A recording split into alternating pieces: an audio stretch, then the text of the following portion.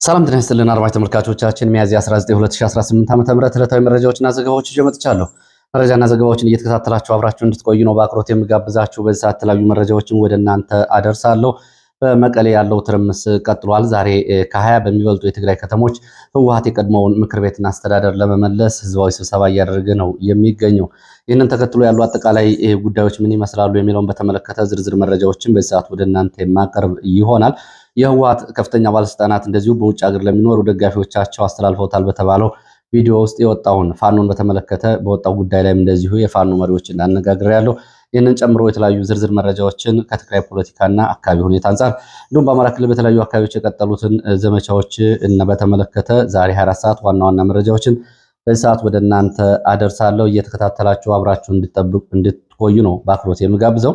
እንግዲህ በዚህ ሰዓት የተለያዩ መረጃዎችን ሰማላችሁ። በአዲስ አበባ ያለውን አጠቃላይ ሁኔታ በተመለከተም እንዲሁም ደግሞ በተለያዩ አካባቢዎች የምስራቅ አፍሪካ መረጃዎችም ላይ ያሉ እንዲሁም በምስራቅ አፍሪካ በ24 ሰዓታት ውስጥ ከፍተኛ የጦር መሳሪያ የተራገፈባቸው አካባቢዎች የትኞቹ ናቸው የሚለውን በዋናነት ከአረብ ኤሚሬትስ ወደ ምስራቅ አፍሪካ በ24 ሰዓት ከፍተኛ የጦር መሳሪያ መዘዋወሩን የአየር በረራ የሳተላይት መረጃዎች ያሳያሉ። ይህንን በተመለከተ አጫጭር መረጃዎችን በዚህ ሰዓት ወደ እናንተ አደርሳለሁ።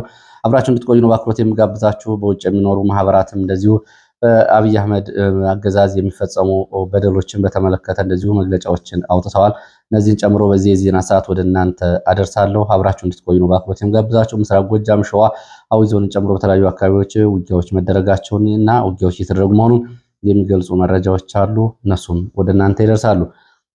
እንግዲህ በዚህ ሰዓት ካስኳቸው መረጃዎች መካከል ለምልከታ በሚል የመጀመሪያው በነገራችን ላይ በርካቶቻችሁ ብዙ መልእክቶችን አድርሳችሁኛል። ተቋማትን በተመለከተ ያለውን በደል እንደዚሁም ደግሞ በተለያዩ አካባቢዎች በተለይ የፖለቲካ ሹማምንት ያልሆኑ ጭምር የንግድ ባንክ የዲስትሪክት ሰራተኞች ጭምር በብልጽግና ባለስልጣናት ጋር እኩል በመሆን በሌሎች ላይ የሚያደርሷቸውን ግፍና ሰቆቃዎችን ጨምሮ ከደብረ ብርሃን ከአዲስ አበባና ከተለያዩ አካባቢዎች ቅሬታዎችን፣ ጥቆማዎችን አድርሳችሁኛል። ወደፊት አቀርባቸዋለሁ በዝርዝር።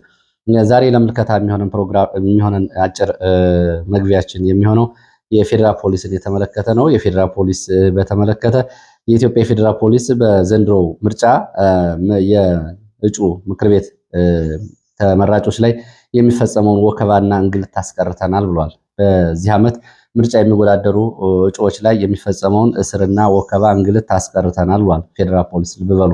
ከአሁን በፊት ያው እንግልትና ወከባውን ሲያደርገው የነበረው ራሱ ፌዴራል ፖሊስ እንደማለት ነው በዚህ አገላለጽ። አሁን ግን አስቀርተናል ብሏል። ከዚህ ጋር በተያያዘ ዘ ኢኮኖሚስትም እንደዚሁ ታዋቂው መጽሔት አብይ አህመድ የዘንድሮ ምርጫ ፍትሐዊ፣ ገለልተኛ ይሆናል የሚል ንግግር መናገራቸውን ይዞ ወጥቷል። እስኪ እነዚህ ሁለት ጉዳዮች እናያቸው። የመጀመሪያው በዚህ ዓመት የእጩዎች ምርጫ የሚወዳደሩ ሰዎች ወከባ እንዳይደርስባቸው ፌዴራል ፖሊስ ይህንን አስቀርቻለሁ ብሏል። የዘንድሮ ምርጫ በእጩዎች በፓርቲዎች ምን ይመስላል የሚለውን ሁለት ነጥቦች እናንሳ። አንደኛ፣ በዚህ ዓመት ፓርቲዎች የሚወዳደሩት በብልጽግና ተለምነው እንዲያጅቡት ብልጽግናን እንደዚሁ ልዩ ልዩ ድጋፍ ተደርጎላቸው ከኪስ ገንዘብ ወንበር እስከ መልቀቅ ድረስ የተለያየ ድጋፍ ተደርጎላቸው ብልጽግና ህጋዊ መንግስት ነው፣ ብልጽግና ምርጫ አድርጓል፣ ተፎካካሪዎችና እንዲሁም ደግሞ ተቃዋሚ ፓርቲዎች አብረው በምርጫው ተሳትፈዋል የሚለውን መርሃ ግብር ለማሟላት ብልጽግና ምን ያክል ፓርቲዎችን እንደዚህ በዚህ መንገድ ይዞ ገባ የሚለው ግልጽ ነው። በዚህ መንገድ እንግዲህ ቦታ የተለቀቀላቸው ወንበር የተለቀቀላቸው በፕሮግራማቸው ደረጃ ከብልጽግና ብዙ የማይርቁ ፓርቲዎች እነዚህን ሰዎች ማሰር አብይ አህመድን ከማሰር ወይም ደግሞ አብይ አህመድን ከማዋከብ ተለይቶ ይታይ ነበር ወይ የሚለውን ጉዳይ አብረን እናንሳው። እንግዲህ እነዚህ ሰዎች በብልጽግና ለምኖ ያመጣቸውን ሰዎች ብልጽግና ለምኖ ወንበር የሚሰጣቸውን ሰዎች ብልጽግና እንዲያጅቡትና ምርጫውን ጥሩ ምስል እንዲኖርለት ለፕሮፓጋንዳ እንዲሆን ያመጣቸውን አካላት ማሰር ፌዴራል ፖሊስ በራሱ ላይ ሸምቀቆ ማስገባት አይሆንበትም ወይ? ይሄ መግለጫ በራሱ ስንት ነገር ያጋልጣል። ያላሰርንም ወከባው እንዲቆም አድርገናል ማለት ምን ማለት ነው? ወትሮኛ እናደርግ ነበር፣ አሁን ይሄንን አላደረግንም ብሏል ፌዴራል ፖሊስ። ስለዚህ በዚህ ዓመት እንግዲህ በዚህ ሁኔታ የመጡትን ፓርቲዎች ራሱ ብልጽግናን የብልጽግና እጩዎችን ከማዋከብ የብልጽግና እጩዎችን ከማሰርና የብልጽግና እጩዎች ላይ በደል ከመፈጸም የተለየ አይደለም። በአብዛኛው በትይዩ ያሉት የፖለቲካ ፓርቲዎች የብልጽግና አጃቢዎች ናቸው። ይሄ ታውቆ ያደረው ጉዳይ ነው። ከምርጫ በፊት በርካታ ጉዳዮች መፈታት አለባቸው በሚል የታሰሩ እንዲፈቱ፣ የተሰደዱ እንዲመለሱ፣ ጋዜጠኞች፣ የሲቪክ ማህበራት እንደዚሁ የዲሞክራሲ ተቋማት ጭምር እነዚህ ወደ አገልግሎት እንዲመለሱ የተጠየቁ ጥያቄዎች ታፍነው በተያዘበት ሁኔታ ነው ምርጫ ይደረጋል እየተባለው። የምክር ቤት አባላት ጭምር በእስር ቤት ባሉበት ሁኔታ የሚደረገው ምርጫ የማን ምርጫ ነው? ማን ማንን ያዋክባል የሚለው የፌዴራል ፖሊስ ላይ የሚመጣ ጉዳይ ነው። ከዚህ ጋር በተያያዘ አብይ አህመድን በተመሳሳይ እንደዚሁ የዘንድሮ ምርጫ ለዘ ኢኮኖሚስት ይዞት ወጣው በአይነቱ የተለየ ፍትሐዊ፣ ገለልተኛ፣ ነፃ ይሆናል ብሏል። በነገራችን ላይ ዛሬም የምርጫ ካርድ እየተሰጠ ነው። ዛሬ ሚያዝያ 19 2018 ዓ.ም ላይ እንገኛለን። በተለያዩ አካባቢዎች ሚሊሻዎች በአማራ ክልል ዛሬም ካርድ እየሰጡ ነው። ምርጫ ቦርድ በመርሃ ግብሩ መሰረት ባለፈው ሚያዝያ 14 ምርጫ ምዝገባው ተጠናቋል ብሎ መግለጫ ሰጥቷል። ዛሬም ግን በተለያዩ አካባቢዎች የምርጫ ቅስቀሳው ቀጥሏል። ይሄ በሆነበት ሁኔታ ብዙ ኮረጆዎች በወታደራዊ ካምፖች በሚገኙበት፣ ብዙ የምርጫ ካርዶች በሚሊሻዎች እጅ በሚገኙበት፣ እንዲሁም ደግሞ በብዙ አካባቢዎች ያሉ ህዝብ ስሙ በቀጥታ ተላልፎ በአንድ ማዕከል የምርጫ ኮረጆ ተከማች ስሙ በሚገኝበት ሁኔታ የሚደረገው ምርጫ ፍትሐዊና ከሌላው ጊዜ የተለየ ነው የሚለው የአብይ አህመድ ንግግር ብዙዎቹን በማሰር ብዙዎቹን በማሰደድ ብዙዎቹን እንደዚሁም ደግሞ ጋዜጠኞችን ጭምር ከሀገር እንዲወጡ ማድረግ የሚደረግ ምርጫ ስለሆነ ኢኮኖሚስትም እንደውም በጉዳዩ ላይ ሪያክት ወይም ደግሞ ግብረ መልስ ሰጥቶበታል። እንግዲህ ይህንን በመጥቀስ ለማንኛውም ፌዴራል ፖሊስ እንግዲህ ያስቀረቸዋለሁ እያለው ወከባና ስር የትኞቹን እጩዎች ነው? በነገራችን ላይ የተወሰኑ ፓርቲዎችም አሁን ከምርጫው ሊወጡ መሆናቸውን የሚገልጹ መረጃዎች እየወጡ ነው የሚገኙት። እስካሁን በክርክር ላይ የነበሩ ፓርቲዎች አሁን ከምርጫ ሊወጡ ጥቂት ጊዜ ቀርቷቸዋል። ይህ እንግዲህ በሚቀጥለው ግንቦት 24 ከአንድ ወር በኋላ በሚደረገው ምርጫ ላይ ብልጽግና በራሱና በራሱ አምሳሎች ተፎካክሮ የሚያሸንፈው ምርጫ ነው የሚሆነው። ውጤቱም ካሁኑ የታወቀ ነው። እንግዲህ ይህንን ነው ዘ ኢኮኖሚስትም ይዞት የወጣው ፌዴራል ፖሊስም ይህንን ያለበት። ለማንኛውም እንግዲህ በቀለል ባለ ሁኔታ ይህንን ይመስላል ፌዴራል ፖሊስ ራሱን ገመና ያጋለጠበት አስተያየት ነው። ወደ መረጃዎቹ ነው የሚሄደው። ወደ መረጃዎች ሲሄድ ወደ አዲስ አበባ የሚወስድን መረጃ ነው የማስከትለው። በአዲስ አበባ ማተሚያ ቤቶች ከሁለት ቀናት በፊት ጀምሮ በርካታ ማተሚያ ቤቶች በፖሊስ ብርበራና ፍተሻ በሚል መዘጋታቸውንና ንብረቶቻቸው እንደተወሰዱባቸው የመረጃ ምንጮች ገልጸዋል። በአዲስ አበባ የሚገኙ የአልባሳት ማተሚያ ቤቶች ናቸው ይሄ የሆነባቸው። ሚያዝያ 18 በትናንትናው ዕለት በአዲስ አበባ የቅዱስ ጊዮርጊስና የቡና ጨዋታ የቡና ደርቢ ጨዋታ ነው። ይሄ ጨዋታ ይደረጋል መባሉን ተከትሎ የአርቲስት ቴዎድሮስ ካሳሁንን የተለያዩ ዘፈኖች የያዙ ቲሸርቶች በብዛት ታትመው ወጣቶች ለብሰው ወደ ኳስ ሜዳ ይገባሉ፣ ወደ ስቴዲየም ይገባሉ መባሉን ተከትሎ ነው እንግዲህ ይህንን ወደ ፌዴራል ፖሊስ ቀደም ብሎ ማተሚያ ቤቶችን ሲዘጋ ሲያስስ የነበረው።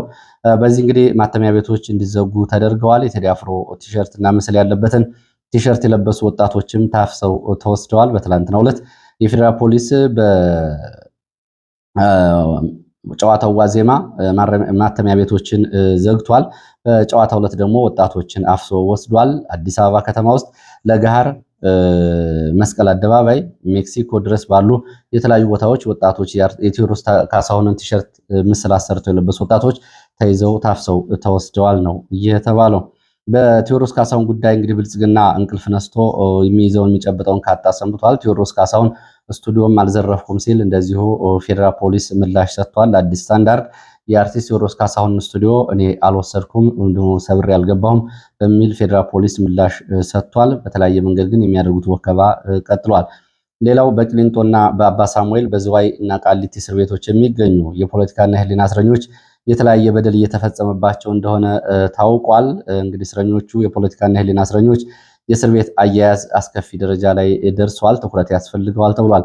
የጤና ሁኔታቸውን በተመለከተ በቂ ሕክምና ያገኙም፣ የሚታዝ መድኃኒት እንዲገባላቸው አይደረግም፣ በመረጡት ሕክምና እና በግላቸው ጭምር ለመታከም አይፈቀድላቸውም። በዚህ ምክንያት የጤና ሁኔታቸው የተባባሰ እስረኞች መኖራቸውን ለማወቅ ተችሏል።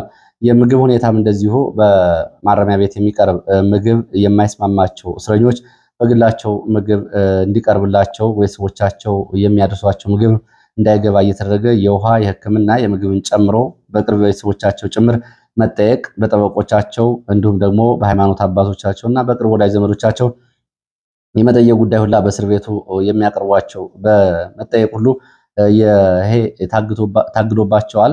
ብዙዎቹ በዚህ እንግዲህ በእስር ቤት የሚያቀርቧቸው ትንንሽ መብቶች ጥያቄዎች እየተደፈጠጡ ይገኛሉ። እስረኞቹ ከዚህ በፊት በተደጋጋሚ በፍርድ ቤት ጭምር በመቅረብ ያቀረቧቸው አቤቱታዎችና ፍርድ ቤት ትዕዛዝ የሰጠባቸው እንዲመለሱ እንዲከበሩ የታዘዙ መብትና ጥያቄዎቻቸው ጭምር እንደገና ታፍነዋል ነው የተባለው። እስረኞቹ ልዩ ትኩረት እንዲሰጣቸው ቤተሰቦቻቸውና ጠበቆቻቸው ጠይቀዋል። እንግዲህ በስም ዝርዝር ወደ 300 የሚጠጉ እስረኞች ከቅሊንጦ፣ ዝዋይ፣ አባ ሳሙኤልና ቃሊቲ እስር ቤት በስም ዝርዝር የተገለጹት የአማራ የፖለቲካና የህሊና እስረኞች አብዛኞቹ እነዚህ በአስቸጋሪ ሁኔታ ውስጥ ነው የሚገኙት። ከእስረኞቹ መካከል የአዲስ አበባ ምክር ቤት ተመራጭ የነበሩት ዶክተር ካሳ ተሻገር በከፍተኛ ወገብ ህመም እየተሰቃዩ ሲሆን በቂ ሕክምና አላገኙም። እንዲሁም ደግሞ ቤተሰቦቻቸው ጭምር ልጆቻቸውን በአግባቡ እንዳይጠይቁ በመደረጋቸው የስነልቦና ጫና ውስጥ ገብተዋል። ሌላው ዶክተር መሰረት ቀለመወርቅ እንግዲህ ሰው ከአውስትራሊያ ጭምር በመምጣት የፋኖን ትግል ይደግፋሉ በሚል ተይዘው እስር ቤት ውስጥ የሚገኙ ናቸው። ዶክተር መሰረት ቀለመወርቅ እሳቸው በከፋ የጤና ችግር ውስጥ ይገኛሉ። እንደ ቤተሰቦቻቸው ገለጻ ከሆነ ዶክተር ቀለመወርቅ መሰረት ከፍተኛ የጤና ችግር ገጥሟቸዋል።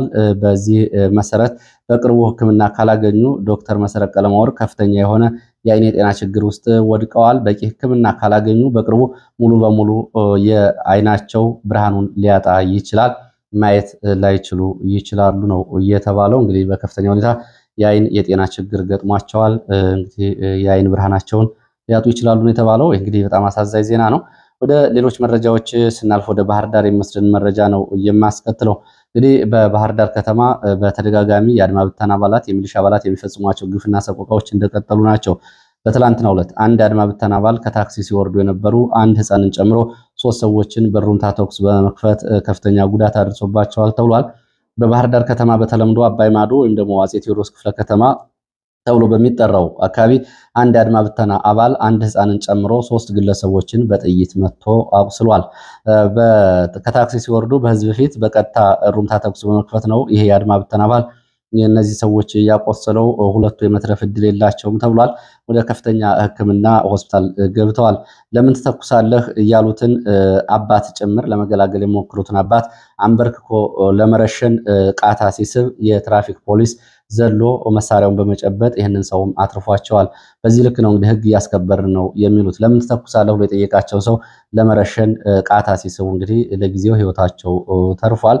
የአድማ ብተና እንግዲህ በዚህ ሁኔታ አስገዶ መድፈር፣ የከተማ ውስጥ እገታዎችን፣ ነፃ እርምጃዎችና ግድያዎችን የፈጸሙ ይገኛሉ፣ ሚሊሻዎችን ጨምሮ። ይሄ የሆነው ሩቅ ቦታ አይደለም፣ ባህር ዳር ከተማ አባይ ማዶ አፄ ቴዎድሮስ ክፍለ ከተማ ነው።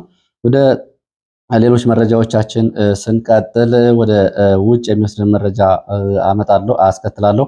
ያው እንግዲህ ጉዳዩ የኢትዮጵያ ስለሆነ በአሜሪካ የሚገኙ ማህበራት በተለይ ፋና እየተባለ የሚጠራው የአማራ ማህበራት ስብስብ የሆነው በአብይ አህመድ አገዛዝ ማንነትን መሰረት ያደረገ ጭፍጨፋ እየተፈጸመ ነው። ይሄ ጭፍጨፋና ግድያ ተጠናክሮ ቀጥሏል። የተባበሩት መንግስታት ድርጅት የአፍሪካ ህብረትን ጨምሮ ጉዳዩን በቅርበት እንዲከታተሉ ጠይቋል። በቴዎድሮስ ካሳሁን ሙዚቃ ጋር በተያያዘም ያለውን ወከባና እንግልትን በተመለከተ እንደዚሁ መግለጫው አውግዟል። ሆን ተብሎ ማፈናቀል፣ ስር የሰደደ ስልታዊ ዘር ማጥፋትና ማጥቃት እንዲሁም ደግሞ የሚሊሻ ነፃ እርምጃን ጨምሮ በተለያዩ አካባቢዎች የአብይ አህመድ ስርዓት ይህን እየፈጸመ ነው ብሏል የማህበራቱ ስብስብ። ስለሆነም የተያዙ ያለ ቅድመ ሁኔታ እንዲለቀቁ፣ እስረኞች በሙሉ ገለልተኛ የሰብአዊ መብት ምርመራዎች እንዲደረጉ፣ ዓለም አቀፍ ተቋማት ገብተው ምርመራ እንዳደረጉ፣ ማዕቀብና የተለያዩ እርምጃዎች በአብይ አህመድ ባለስልጣናት ላይ እንዲጣሉ እንደዚሁ ጠይቋል። እንዲሁም ደግሞ የተለያዩ ሀገራት ለአብይ አህመድ የሚያደርጉትን ወታደራዊ ድጋፍ እንዲያቋርጡና እንዲያጤኑት ማህበሩ ጥሪ አቅርቧል። ሌላው እንደዚሁ በሱዳን ካርቱም በኢትዮጵያ በሱዳንና በኤርትራ ህዝብ መካከል ውይይት እንዲጀመር እየጠየቀ በስደተኞች እንዲሁም በአካባቢ በሚኖሩ ካርቱም ሰላም አብሮነት የተባለ ከህብረተሰቡ የተውጣጣ ማህበር መመስረቱ ታውቋል። የሱዳን ዘገባዎች እንደገለጹት ይሄ ውይይት እንዲጀመርና ግጭትና ጥላቻ እንዲቆም የሚጠይቀው በህብረተሰብ የተቋቋመ ማህበር በሱዳን ሚዲያዎች ከፍተኛ ሽፋን አግኝቷል። ይህም እንግዲህ ከመነጋገሪያ ጥያቄዎች መካከል ነው። አሁን ኤርትራ፣ ኢትዮጵያና ሱዳን ሶስቱም ውጥረት ውስጥ ነው፣ ወታደራዊ ውጥረት ውስጥ ነው የሚገኙት። በድንበር አካባቢ ከፍተኛ ውጥረቶች አሉ። ሌላው በሳውዲ አረቢያ ከ200 በላይ ኢትዮጵያውያን የሞት ፍርድ ተፈርዶባቸው የሞት ቅጣት እየተጠባበቁ ይገኛሉ። ይሄ ጉዳይና ይሄ መረጃ ይፋ ከተደረገ በኋላ የትግራይ ወጣቶች ቢሮ በአስቸኳይ የፌዴራል መንግስት ጣልቃ በመግባት ከሳውዲ መንግስት ጋር በመነጋገር ጉዳዩን እንዲያስቆም ጠይቋል። እንግዲህ አስደንጋጭና እንዲሁም ደግሞ መነጋገሪያ ከሆኑ መረጃዎች መካከል አንዱ ነው። ባለፈው ዓመት 37 ኢትዮጵያውያን በስቅላት መቀጣታቸው ይታወቃል። ከዕፅ ዝውውር ጋር ጭምር የተወሰኑ የሰብአዊ መብት ተሟጋች ድርጅቶች ወደ 31 የሚደርሱ የሰብአዊ መብት ተሟጋች ድርጅቶች የተወሰኑትን ተከራክረው እንደዚሁ የሞት ቅጣቱ እንዲቀርብ ቢያደርጉም በኢትዮጵያ መንግስት በኩል ግን የዚህ ግባ የሚባል ስራ አለመሰራቱን ነው መረጃዎች የሚያሳዩት። ወደ ህወሓት የሚወስደን መረጃ ላስከትል። ህወሓት ዛሬ ከ20 በላይ በሆኑ የትግራይ ከተሞች መቀሌን ጨምሮ ስብሰባ እያደረገ ነው። በመቀሌ ከተማም እንደዚሁ የተለያዩ ክፍለ ከተሞች ስብሰባ እየተደረገ ነው። የስብሰባው ዋና ዓላማ ጊዜያዊ አስተዳደሩን ማፍረስና ከ6 ዓመታት በፊት ተመርጧል የተባለውን አስተዳደር መመለስና ከዛሬ ጀምሮ ጀነራል ታደሰ ወረደን የጊዜያዊ አስተዳደር ሙሉ በሙሉ ከትግራይ ማሰናበት እንደሆነ ነው የህወሓት መረጃ ምንጮች የሚገልጹት። መቀሌ፣ ውቅሮ፣ አድዋን ጨምሮ በማይጨው እና በሽሬ እስከ ሽራሮ ድረስ ባሉ ከተሞች ስብሰባ እየተደረገና የቀድሞው ምክር ቤትና አስተዳደር እየተመለሰ ነው። በአካባቢው ስብሰባ ላይ ቃለ መሐላ እየተፈጸመ ነው። ጀነራል ታደሰ ዛሬ ጀምሮ ሙሉ በሙሉ መዋቅሩ ፈርሶ ከጥቅም ውጭ ይደረጋል ተብሏል። ይህንም እያደረጉ እንደሆነ ነው መረጃዎች የሚያሳዩት። መቀሌ እነ ደብረ ጽዮን ለታደሰ ወረደ ቀጭን ትዕዛዝ አስተላልፈዋል። ይህም እንግዲህ ከመጋቢት 30 2018 ጀምሮ ምንም አይነት ስልጣን የሌለ ስለሆነ ማንንም መሻር ማንንም መሾም አትችልም የሚል ትዕዛዝ ደብረ ጽዮን ለጀነራል ታደሰ ወረደ ሰጥቶታል። ጀነራል ታደሰ ወረደ ደግሞ ከኃላፊነት የተወሰኑትን እያነሳ ይገኛል። ወታደራዊ አዛዦችን ጭምር ከኃላፊነት አግዷል። ስልጣን የለህም የተባለው ጀነራል ታደሰ ወረደ የትግራይ ቴሌቪዥን ስራ አስኪያጅን ጨምሮ የተለያዩ ባለስልጣናትን ከኃላፊነት አንስቷል። ከነዚህ ከወጡ መረጃዎች መካከል የህወሓት ቁልፍ ሰዎች መካከል አዲስ ዓለም ባሌማ በውጭ ለሚኖሩ የትግራይ ተወላጆች ያደረጉት ንግግርና ለትግራይ ተወላጆች የሰጡት ማብራሪያ የድምፅ ቅጅ ወጥቷል። ከዚህ የድምፅ ቅጅ ጋር በተያያዘ እንግዲህ ከድምፅ ቅጁ ላይ የተለያዩ ነጥቦች ተሰምተዋል። አንደኛው የሱዳንና የኤርትራን ትብብር የተመለከተ ነው። ለዲያስፖራ አባላቱ አዲስ ዓለም ባሌማ ይህንን ብሏል። የህወሓት ከኤርትራና ከሱዳን ጋር በትብብር እየሰራ ነው ብሏል። ከፋኖ ጋርም በትብብር እየሰራ ነው ካለ በኋላ ፋኖ ወልቃይትና በራያ ጉዳይ ላይ ጥያቄ የለንም ብለው ለትግራይ ይመለሳል ብለውናል ሲል ይህንን በድፍረት ተናግሯል። ይህንን በተመለከተ እንግዲህ 3 የፋኖ ዋና ዋና አመራሮችን አናግሬያለሁ ዛሬ። ይህንን በተመለከተ እንግዲህ ይህንን ለራሱ ደጋፊዎች የፕሮፓጋንዳ ይሆነኛል በሚል ያደረገው ነው እንጂ የትኛውም ፋኖ ወልቃይት፣ ራያ፣ ጠለምት፣ ኮረምና የተለያዩ አካባቢዎች ቀይ መስመሮቻችን ናቸው። ይህንን ይዘን ነው የምንታገለው። እንደዚህ አይነት ከህወሓት ሰዎች በድፍረት የሚነገሩ ንግግሮች እንግዲህ ለማን ተብለው እንደሚነገሩ ግልጽ ነው የሚል ምላሽ ሰጥተዋል። በዚህ በኩል የተደራደረ ፋኖ፣ የተነጋገረ ፋኖ ወልቃይትን፣ ራያን፣ ጠለምትን አሳልፎ ለመስጠት የተስማማ ፋኖ የለም ሲሉ ነው ምላሽ የሰጡት። ይህም እንግዲህ በመተዳደሪያ ደንባችንም እንዲሁም ደግሞ በፕሮግራማችን ላይ በግልጽ የተቀመጡ ጉዳዮች ናቸው። በቅርቡ ይፋ ይሆናል ፕሮግራሙና ለህዝብም ይህንን እናሳውቃለን ሲሉ ነው እየገለጹት። የፋኖ ትብብርን በተመለከተ ሌላው አብሮ የቀረበው እንግዲህ በአዲስ ዓለም ባሌማ የፌዴራል መንግስቱ ወደ ትግራይ ተንደርድሮ ገብቶ እኛን ከጀርባ ሊወጋን ቢሞክር በፋኖ ከጀርባ ይወገዋል ብለዋል። በአንድ ሳምንት እንግዲህ የጀነራል ታደሰ አስተዳደርን አፍርሰን 2013 የተመረጠውን የመንግስት እንመልሳለን፣ ሱዳንና ሻቢያ ወደቦቻቸውን እንድንጠቀም ለህወሓት ፈቅደውልናል፣ በትብብር እየሰራ እንገኛለን የሚሉ ጉዳዮችን አንስቷል። ጀነራል አዲስ ዓለም ባሌማ በዚሁ በራያ ቀጠና ያሉ መረጃዎችን ላስከትል። በራያ ቀጠና ሰሞኑን የቀጠለው ዘመቻ ጋብ ቢልም የከባድ መሳሪያ ድብደባዎች ግን እንደቀጠሉ እንደሆኑ ነው የተዋወቁት። ዛሬም ከሆርማት ከጮይቨርና ቀዩ ጋሪያ እንዲሁም ደግሞ ኩቢ፣ ቀረንሳ፣ ቦታ ማርያም፣ ጨለቆት እና ባይባዋ ተብሎ በሚጠሩ አካባቢዎች ተከታታይ የመድፍ ድብደባዎች ተፈጽመዋል። በተፈጸመው የመድፍ ድብደባ የደረሱ ጉዳቶች በዝርዝር አልታወቁም ሲሉ ነው የመረጃ ምንጮች እየገለጹት። ሰሞኑ እንግዲህ በዚህ ቀጠና ከፍተኛ ውጊያ ሲደረግ ነበር የነበረው። ሌላው መረጃችን ወደ ሸዋ የሚወስደን ነው። በሸዋ መራቤቴ ቀጠና ከመራቤቴ ከተማ ችጉር ተብሎ ወደሚጠራው አካባቢ በሌሊት ዘመቻ ላይ እንቅስቃሴ በነበረ የሚሊሻና የአድማ ብተና አየር ወለድ ኮማንዶ ላይ ፋኖ ድንገተኛ የደፈጣ ጥቃት ፈጽሟል። በተፈጸመው የደፈጣ ጥቃት ሸራፊት ተብሎ በሚጠራ ቦታ ልዩ ቦታው በተፈጸመው ጥቃት ወታደራዊ ኪሳራ ደርሷል። ሚሊሻዎች በፋኖ እጅ ገብተዋል። በድንገተኛ ጥቃቱ 2 ሚሊሻዎች ለፋኖ እጅ ሲሰጡ በቁጥር ያልታወቁ ጉዳት ደርሶባቸዋል። ወደ አካባቢው ተጨማሪ ኃይል ከመራቤቴ አለም ከተማ መንቀሳቀሱን ነው የመረጃ ምንጮች እየገለጹት። አዊ ዞን ወደ ሰከላ ከቲሊሊ አቅራቢያ ወደ ሰከላ የመስመር ላይ አጉት ተብሎ በሚጠራ ቦታ በሚገኝ ወታደራዊ ካምፕ ላይ ፋኖ ድንገተኛ ጥቃት በመፈጸም ጉዳት አድርሷል። በተፈጸመው የድንገተኛ ጥቃት የደረሰው ሰብአዊና ቁሳዊ ኪሳራ አልታወቀም። በሞርተር እና እንዲሁም ደግሞ በሌሎች የቡድን መሳሪያዎች በዲሽቃ ጭምር ነው ጥቃቱ የተከፈተው። በዚህ ቦታው ላይ ፋኖ ተመልሶ ቦታውን ተቆጣጥሯል። ጥቃቱን ተከትሎ ካምፕ አድርገው የነበሩ ወታደሮች ለቀው ወጥተዋል። ወደ ሰሜን ወሎ ስንሄድ በሰሜን ወሎ ሀብሩ ጊራና ገብቶ የነበረው ፋኖ ከተማውን ለቆ ወጥቷል። በፖሊስ ጣቢያና በሚሊሻ ካምፕ ላይ ጥቃት በመፈጸም ከተማውን ተቆጣጥሮ የነበረው ፋኖ ከተማውን ለቆ ሲወጣ ፋፍም ተብሎ ከሚጠራው ቦታ ሸሽቶ የነበረው ሚሊሻ ፖሊስና እንዲሁም ደግሞ ተጨማሪ መከላከያ ከውርጌሳ በመንቀሳቀስ ወደ ጊራና ከተማ ገብቷል ነው የተባለው። ወደ አርማጭሆ የሚወስድን መረጃ ላስከትል። በአርማጭሆ ለግዳጅ እንግዲህ ይሄ የፋኖ ያወጣው መረጃ ነው። ለግዳጅ ስራ ስምሪት ተሰጥቶት የነበረ አንድ የፋኖ አባል ግዳጁና ኦፕሬሽን ፈጽሞ ተመልሷል ብሏል። ይሄ የሆነው እንግዲህ በአርማጭሆ ምዕራብ አርማጭሆ ነው። ያው አርማጭሆ ብዙ ነው። አድማጭ ተመልካቾቻችን ከጎንደር ከተማ እስከ ሱዳን ድረስ አርማጭሆ ይባላል። 4 ወረዳዎችን እየያዘ ነው።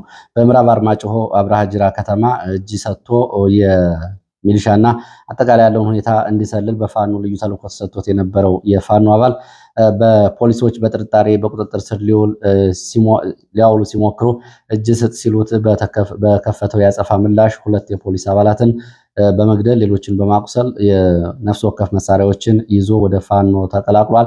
በዚህም ፋኖ እንግዲህ ግዳጁና ኦፕሬሽን ፈጽሞ መጥቷል በሚል ከፍተኛ ምስጋናና ሽልማት ተደርጎለታል። በሌላ መረጃ እንደዚሁ ከዚህ በፊት ልጁ በሚሊሻ የተገደለበት አንድ አባት አርማጭሆ ታች አርማጭሆ ሳንጃ ከተማ ሚሊሻዎች ላይ ጥቃት በመክፈት የአርሶ አደር 3 ሚሊሻዎችን በመግደል 5 የሚሆኑትን አቁስሏል። እንግዲህ ወደ ከተማ ሲገባ ቁም በሚል ወከባ ሲፈጽሙበት በነበሩ የሚሊሻ አባላት ላይ ነው ይህን ያጸፋ ምላሽ የሰጠው። ከተወሰኑ ቀናት በፊት ልጁን የፋኖ ደጋፊ ነህ በሚል ወደ ገበያ ሲመጣ ልጁን ገድለውበት ነበር እነዚህ ሚሊሻዎች ተብሏል። ይህ እንግዲህ እዚህ አርማጭሆ አካባቢ የወጣ መረጃ ነው። ወደ ምስራቅ ጎጃም የሚወስደን መረጃ ላስከትል። በምስራቅ ጎጃም ቢቡይ ወረዳ ድጎ ተብሎ የሚጠራው ከተማ አቅራቢያ ውጊያ ተደርጓል። ዛሬ ማለዳ በዚህ አካባቢ በተደረገው ውጊያ የደረሰው ጉዳት በዝርዝር አልታወቀም፣ እየተጣራ ነው። ከዛ ባሻገር ፈለገና መርጦ ተብሎ በሚጠሩ አካባቢዎችም ለሰዓታት የቆየ ተኩስ እንደነበር የመረጃ ምንጮች ገልጸዋል። እዚህ ድጎ ተብሎ የሚጠራው አካባቢ ቢቡኝ በነበረው ውጊያ እንግዲህ የዙ 23 ሞርተር ዲሽቃን ጨምሮ በአካባቢው ከፍተኛ ተኩስ እንደነበር ሰምተናል ሲሉ የመረጃ ምንጮች ገልጸዋል። ወደ ሌሎች መረጃዎች ይሄዳለሁ። ወደ ሌሎች መረጃዎች ሲሄድ ወደ ምስራቅ አፍሪካ የሚወስደን መረጃ የማስከትለው በምስራቅ አፍሪካ ያለው አጠቃላይ ወታደራዊ ስምሪትና የጦር መሳሪያ ማጓጓዝ ቀጥሏል። ይህ እንግዲህ በቀጠናው ወደፊትም የተረጋጋ ሁኔታ እንደማይኖር የሚያሳይ ነው። ምስራቅ አፍሪካ ዩናይትድ አረብ ኤሚሬትስ ለአርኤስኤፍ ለሱዳኑ ፈጥኖ ደራሽ ኃይል ወታደራዊ ኮንቮዮችን አቅርባለች። ከበርበራ ሶማሊያ ወደብ ወደ አዲስ አበባ ጅጅጋ ተሽከርካሪዎቹ እየተጓጓዙ ነው። ከጅጅጋ አዲስ አበባ ከአዲስ አበባ አሶሳ ይደርሳሉ የተባለው 200 ይደርሳሉ የተባሉት ቴክኒካል ተሽከርካሪዎች ለወታደራዊ አገልግሎት የሚውሉ ተሽከርካሪዎች ናቸው ተብሏል። የማጓጓዝ ስራው በኢትዮጵያ በኩል እየተሰራ ነው። ሌላው ማሊ መነጋገሪያ ከሆኑ ትናንት መረጃዎች መካከል አፍሪካዊ መረጃዎች ማሊ ታጣቂዎች በፈጸሙት ጥቃት መከላከያ ሚኒስትሩ ተገድለዋል። መከላከያ ሚኒስትሩ መገደላቸውን ተከትሎ የካዚማ ተብላ የምትጠራ ከተማ ላይ የነበረው የሩሲያ ዋግነር ግሩፕ እቃውን ሸክፎ ወጥቷል ተብሏል። ይህንን በተመለከተ የዓለም መነጋገር የሆነ ሚዲያ ነው። ሌላው ባቶር የተባለ የቡርኪና ፋሶ የጦር መሳሪያ የሚጭን የጭነት አውሮፕላን ከዩናይትድ አረብ ኤሚሬትስ ወደ ሶማሊያ ፑንትላንድ የጦር መሳሪያ ጭኖ ትላንትና አራግፏል ተብሏል። ሌላው የኮሎምቢያ ታጣቂዎችን አሁንም ዩናይትድ አረብ ኤሚሬትስ ወደ ሱዳን እያቀረበች ነው። በትላንትናው ዕለት በ3 አውሮፕላኖች ወደ ሱዳን ኮርዶፋን ገብተዋል ነው የተባለው።